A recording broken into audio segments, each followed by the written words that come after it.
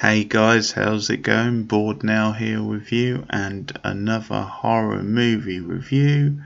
And for this one, I'm going all the way back to 1960, and it's gonna be Black Sunday, aka The Mask of Satan or Satan's Mask, depending on the territory. But Black Sunday, I think, for us in the UK.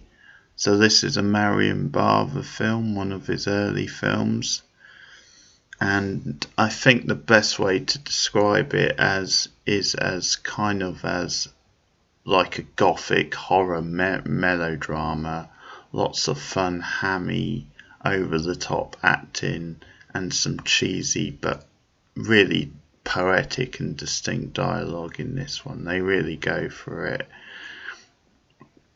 It's really a product of its time because it really plays up the kind of stereotypes, the stereotypical demonic evil of, kind of associated with Satanists and witches from that era.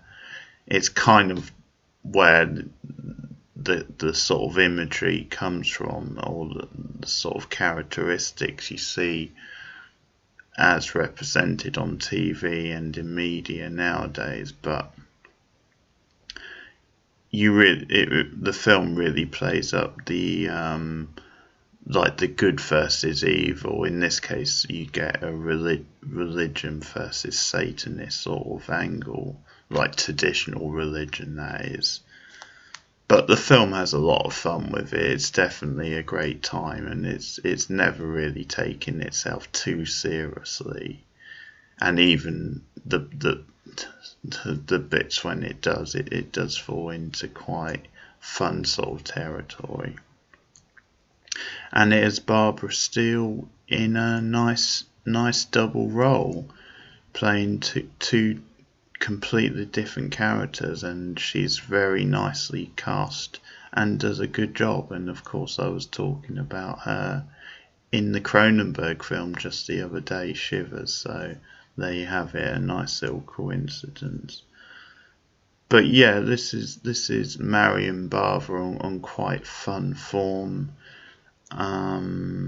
We get this really dramatic voiceover at the start when the story's being set up, so we get dramatic lines such as, "Into human flesh comes the brand of Satan."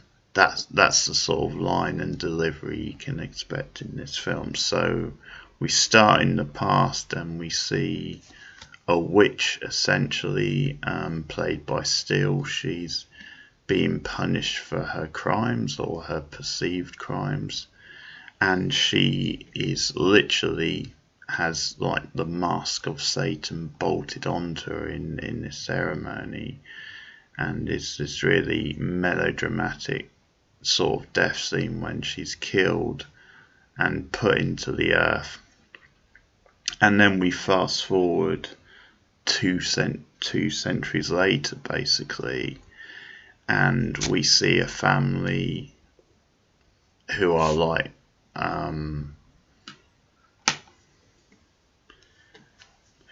relatives to this particular witch, like quite a rich family.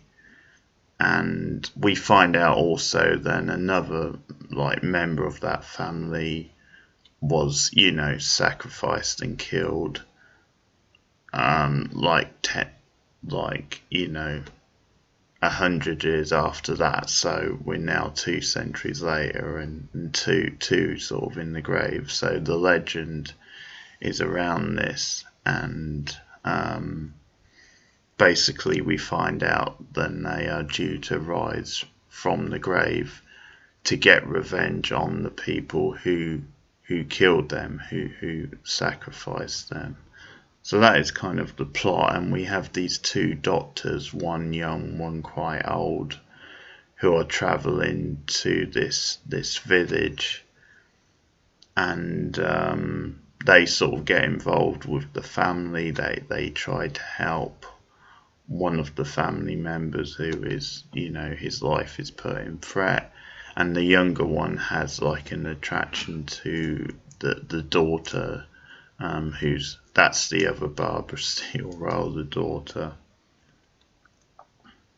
And that's kind of where the plot is, and as I said, we get this melodramatic, high camp, good versus evil sort of battle and contest almost. And it's a lot of fun. It's very stylish. It's all shot in black and white, which is the perfect style for it. So Bava really plays with like imagery and with shadows. There's some beautiful, like lush sort of slow camera movements. There's some really brilliant little shots. There's a great shot early on of like the Satan's mask and the blood sort of dripping on it. So they stumble along this tomb early on when they're sort of buried, and they don't know that it's risen. They've just stumbled upon it when they first come into town. And you get like this insane scene with a bat where like the older doctor kills a bat. Essentially the bat goes for him, so he just goes crazy and like pummels it to death. It's a great little sort of false sort of scare. And it's after that when they leave the tomb where we see like the blood sort of dripping onto the mask sort of thing. So there's all these teas, all these hints that these spirits are going to rise and seek vengeance.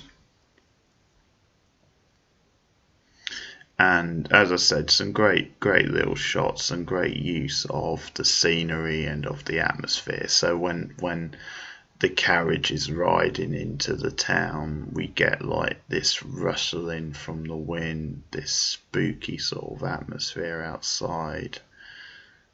And it's just this brilliant Gothic setting, really playing with light and dark. And it's also like a fun little twist on the haunted house, the haunted castle sort of theme. So obviously a lot of it is set in like this sort of mansion, and it has this grand sort of look, but this Gothic sort of look, and really distinct like paintings and just furniture and what have you. And it's a fun little sort of subversion of that old horror tale. But yeah, it has a lot of dreamlike sort of imagery and sort of mood and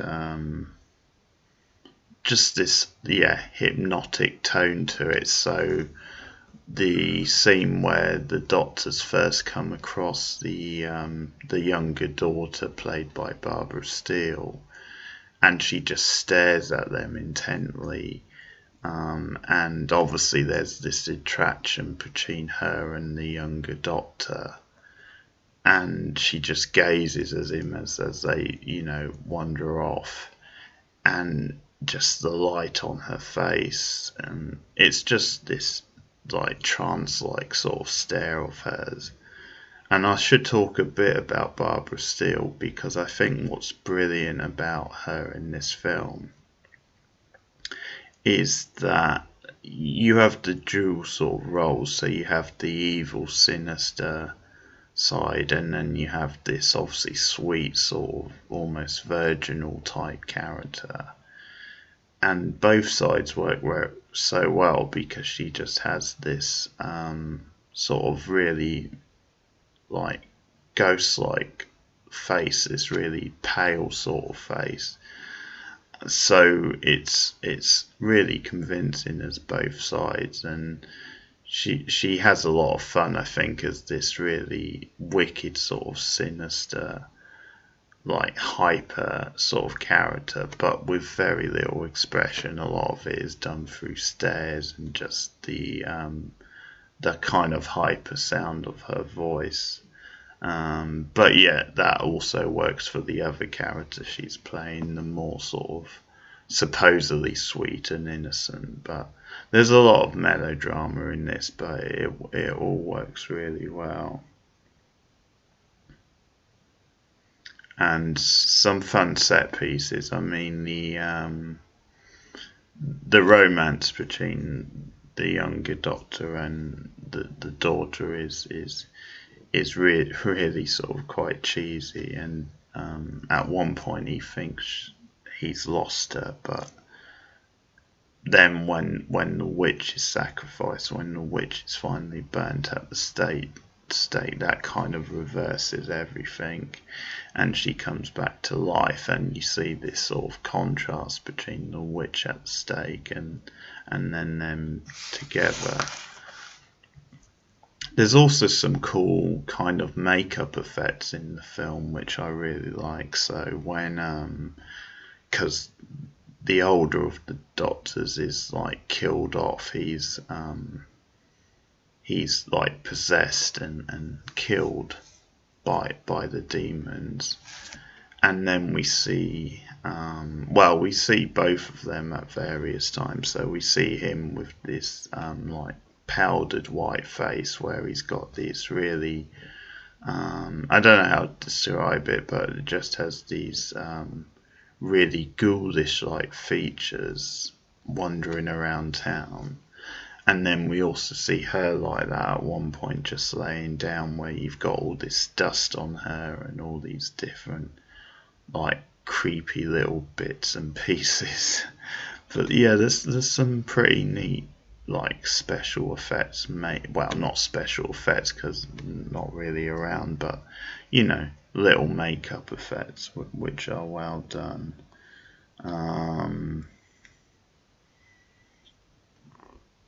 And there's some well executed set pieces. So like when the Doctor is in bed at one point and he sees the like one of the demons, one of the the prince, or he's like a prince or a king, but the one who was killed off years ago, he slowly comes at him into his room.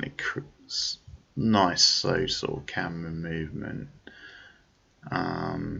subtly built into it sort of thing.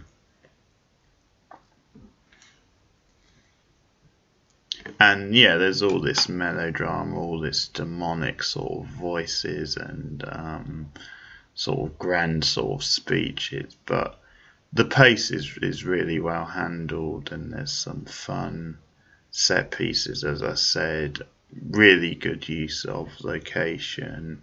The story itself is quite basic, it's quite typical of the time, but I did enjoy, as I said, Barbara Steele in it a lot. It was a nice sort of double role for her, and I think its tongue is very much in its cheek, but it does work as a horror movie. It's that kind of simplicity and just the gothic style and the melodrama.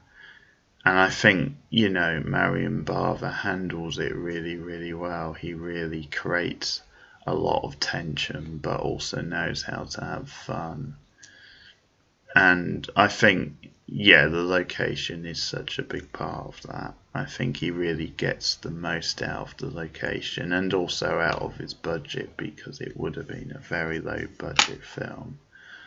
So really good fun, really good atmosphere, and some fun dialogue. You're going to have fun if you like this sort of gothic melodrama, if you like quite traditional type, like, if you like things like Dracula and that sort of, you're going to have fun with Black Sunday, aka Satan's Mask. If you enjoy that sort of thing, I think you should enjoy this, but it's good fun. I had a good time with it. So if you've seen Black Sunday, Mask of Satan, then please let me know your thoughts in the comments below. You can like and subscribe if you haven't already. And I'll be back with more horror movie reviews soon. And I need to check out more Mario and Bava. If you have a favourite Mario and Bava film, then you can also let me know about that in the comments. But for now, this has been Bored Now, and I'll see you guys again soon. Oh, before I go, I almost forgot to rate the damn thing, and I always rate films. So for this, I'll give it 8 out of 10. It was right up my alley. It was a blast. So 8 out of 10 for Black Sunday. Thanks for watching. See you again soon.